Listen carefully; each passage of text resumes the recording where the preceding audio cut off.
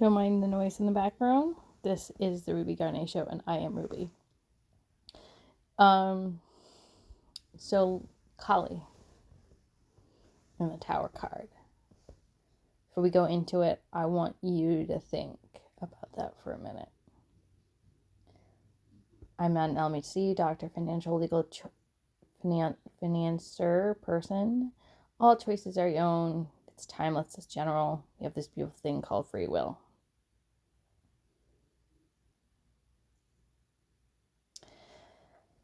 Oh my God. So Kali, I've had a spiritual relationship with since like my early 20s. And when I first came to knowing her, I was very scared of her. Like I think most young people who don't exactly know what to do with Kali. I mean, a lot of it is like we don't understand a powerful female archetype that is powerful and strong. But it's more than that, right? I mean, if we look up on YouTube or on Google, we can find that she's the goddess of rebirth, time, death, destruction. And there's a lot of chaotic energy about her. I tend to see her in terms of an interpretation. She's extreme forces that are very cleansing. And some people will imagine her dancing on top of Shiva, which implies a couple of different things, that she actually has power over Shiva. And in order for Shiva to become enlightened, she has to how do you explain it? Like it's like she has to shift the movement, the she has to shift things around in an inspiring kind of way, and she has to bring the divine masculine to a sudden death through like a lot of movement all of a sudden. Hence why I see her as a tidal wave, right? Like a really big one, like one that like takes out a whole freaking town.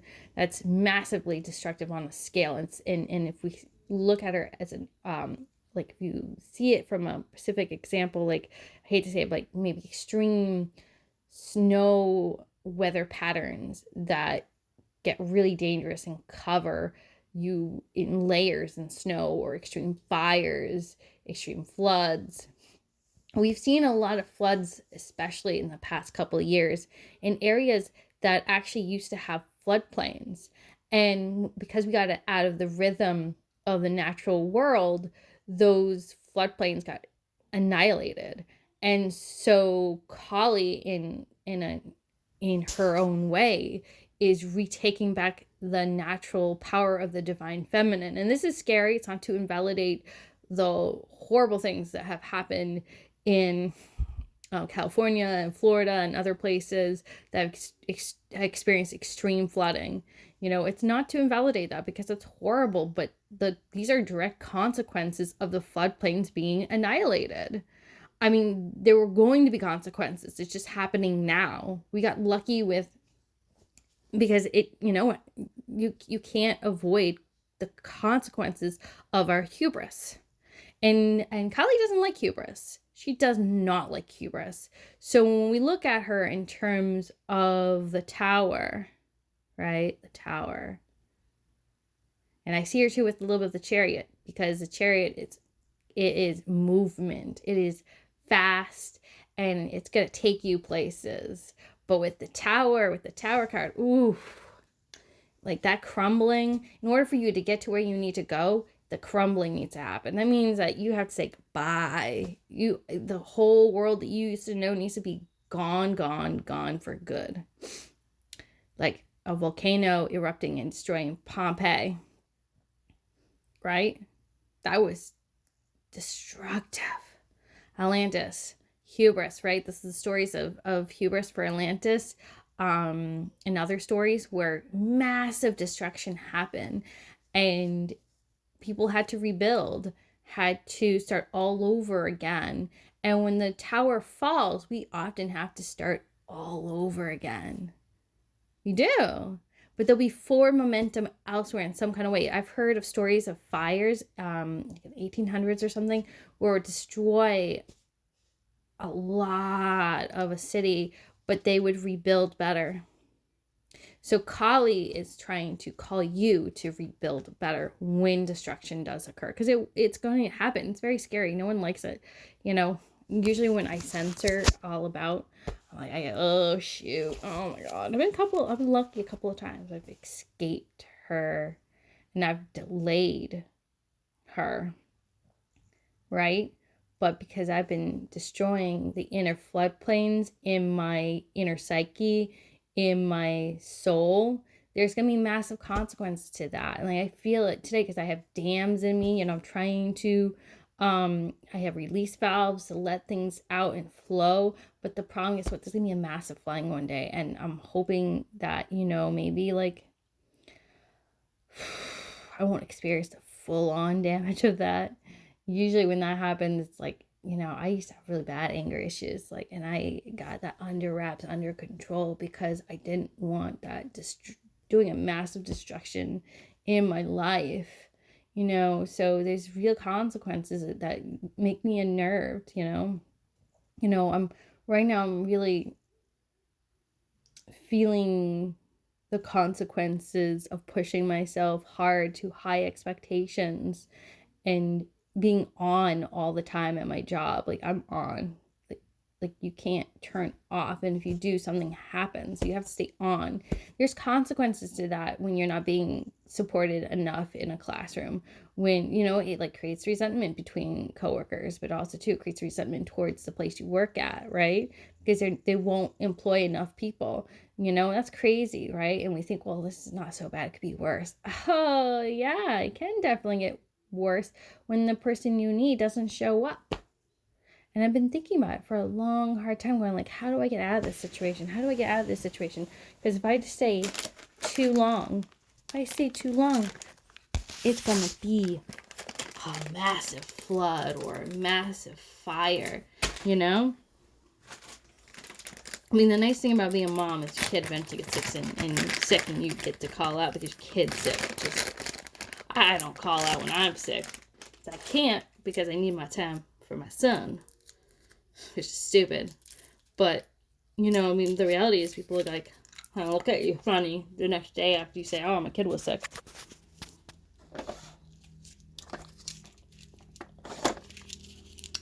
Eventually I'm not going to be able to do that. But we have to earn PTO time, remember, guys? I don't even know why that's not part of the Family Leave Act, where in there's a clause where we are allocated a certain amount of already there PTO time specifically for our children. And probably because someone will misuse it. I'm like, no, we're not. The majority of us won't, because we desperately need it for our kids. Because we don't get to call out when we're sick. We call out when they're sick. Not to go in a monologue. But you see my point? Is that in this whole country has definitely destroyed its Fay ley lines, floodplains, we are a lot of us are trying to reconnect to spirit on a regular basis, but because the natural world is so much at danger on a regular basis, it's very confusing. And because we go into work environments where we're in a, what's it called, psychic, it's like a psychic crowd, you get lost psychically in the crowd, and you feel especially if you're an empath, you feel everyone, what they're feeling. It's confusing, it's chaotic, it's exhausting, because you have to basically regulate yourself in the midst of a lot of dysregulation, and it's just everything is just ugh. And that's tough. It's really tough, because when you are not allowed and unable to tune out for a bit, you can't. So there's consequences to that. When strain is added to a system, which we have seen, strain on the system. And I didn't mean to go a little political, but let's bring that back to ourselves, right? Because I kind of did. I kind of hinted it about me. But in terms of, if we look at Kali, right? When Kali shows up at your door, don't go running to your closet and stuffing all the mess back in there with the skeletons and the brokenness and the messiness. Don't do it. Allow her in and show her everything. She wants to be vulnerable with you. She wants to go, oh man, that's tough. Yeah, you've been going through a lot. She wants to be Auntie Kali with you. She's very soft, kind, loving. You just kind of let her in and do her thing and embrace you. What happens instead of like the Tower card, in my experience, instead of something chaotic happening, you have this really beautiful heart chakra opening when you allow her in. You say, hi, oh my God, I'm so glad you're here, Aunt Kali. I really need your help. You take care of the babies. They've been screaming all night long. So for whatever reason, twins coming to mind, right? Like twins, and you're exhausted and you're doing overtime with the kids, right? Getting some sort of single parented, you're doing it yourself. You're doing all this hard work. And Kylie comes in. She's like, yeah, sure. Don't worry. I got the bottles. I got this. Don't worry. I got this. I got this. You take yourself a nap. You go take a shower. You go see your girls. You go do this. You go do this. And when you get back, you feel so good. You feel so rejuvenated. You're like, oh my God. Thank you, Kylie. Thank you. Thank you. Thank you. Thank you. Thank you. Because Kylie doesn't want to ruin your life. That's not what she wants. She just wants you to kind of look at things differently. She wants you to say, okay, what are things in my life that have become unbearable? Remember 10 of Swords in the previous episode we did? 10 of Swords. What has become unbearable? She'll help you. She'll go through that list if you let her. But if you don't feel ready for it, she's not going to push you. She'll go like, well, in my personal opinion, you need to rest. Or you need to connect to people. When was the last time you saw your girls? Did you do a phone call with them? You can do a phone call right there with you're holding your baby. You can do a phone call with them while the kid is screaming for your attention. Yeah, I know it sucks to ignore them because we're fundamentally, as women, geared to respond to a crying child. But sometimes, though, we need to talk to our friends, right? We need to be connected. Because that makes us more powerful, more inspired. We just turn on in a really beautiful way. And those other things that feel so unbearable don't feel as unbearable because you are carrying the load together, kind of. And let's not go into emotional dumping, but maybe focus on something good. Focus on what you're doing right with your girls. Like, oh yeah, like, yeah, this is happening.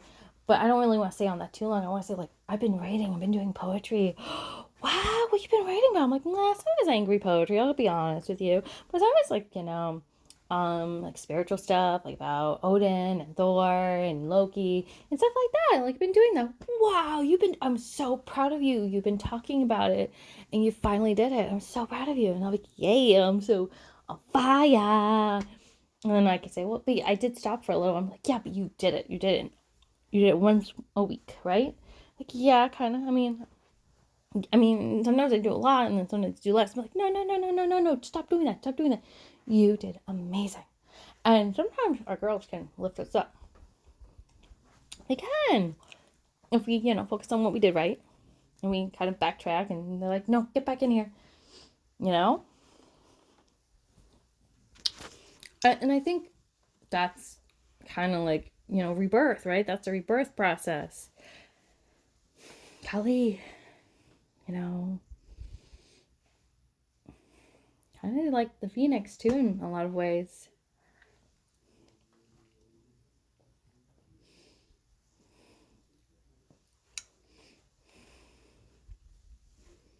Empress energy is coming forth. I usually see the phoenix connected with the Empress, but the phoenix that just has come into existence, like from the ashes, like is reborn and beautiful and shiny and bright and full of just renewal energy. I always like that version of the Empress, right? It's nice because we often think, Kali is this dark side, but she's also Durga. She's courage, right? She's courage facing the challenges, but not willing to allow herself to just die a slow death or fast death, you know. And she is quite comfortable being powerful. She's quite comfortable being, talking about her esoteric shit. No offense to the person who said it, but it's true. I love my esoteric shit. Maybe that should be the. I don't know. We'll stick with Ruby. I was thinking, like, this could be a great title. And I'm like, I'll just stick with something simple. Keep it simple. Pimple. But I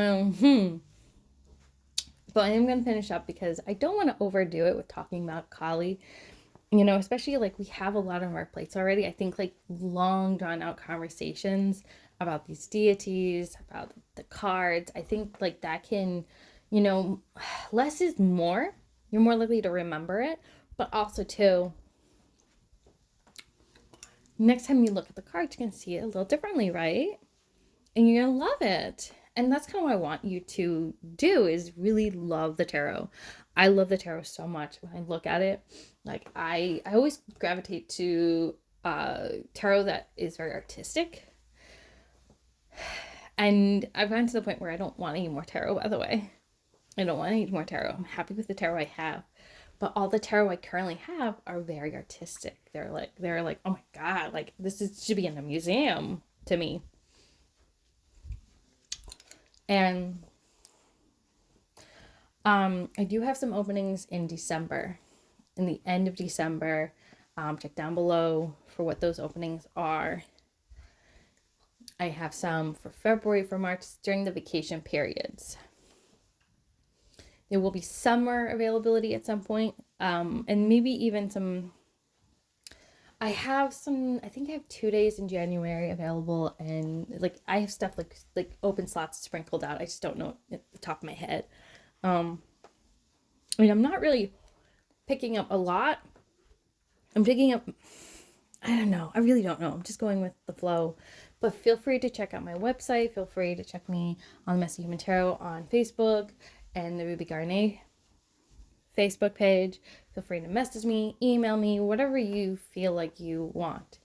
And I will admit, when I did my website, it's not that great. Check in the About Us and scroll down for the prices. I feel like they're pretty affordable for the times that is now, right? I think they are. And a lot of it's because it's remote. I do. So this is how I do. I don't really do live anymore. And a lot of it is just because I have a kid and I have to make sure that I have the space that I need. And so I will record it, ship it out to you, written, audio. I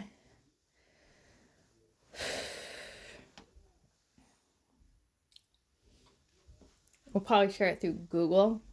It'll be audio recording, and you'll only have the link access to it. You'll have the access to that link. I'm a low budget tarot reader, by the way, which means I'm always low bottling it because that's life right now. But yeah, I think that's all I have to say. I don't really talk too much about promoting myself because the show itself is supposed to be about teaching you guys about the tarot or philosophy or emotional wellness. It's not really about being a psychic reader. It's not. I do that on my own time, and occasionally I pick up people, but I don't really do that a lot anymore because the sheer fact is, if you want a reading, you really gotta want this reading. You need to want emotional wellness. You gotta like also to be open to what the universe is gonna send your way. You know what I mean? Like, I'll give you an example. It could be like, oh, like the spirit, like the universe is talking about, maybe Archangel Michael, and he's coming through and he's saying like, look, that guy's not treating you well. Or look, maybe the stone beryl comes through, and beryl as a mineral. Is it a mineral? I don't remember, but a mineral feels like a mineral to me. I don't know. I don't know much about beryl, but it feels like a darker color, right? Like darker purple and blues are coming through. And maybe it's about like healing, right? And connecting to your higher source. And something about intelligence, like someone's threatened by your intelligence. And that's like a tidbit. That's not like drop it if it doesn't resonate. I'm not going knee deep in someone's reading because this is general. But like maybe someone, another tidbit by the way, solar plexus. Maybe someone's coming into their power and they feel great about it. The lion's coming through. And with that, I do gotta go because 20 minutes is kind of my limit. So, toodaloozies, adios, and bye. Marry me and Blessed Be.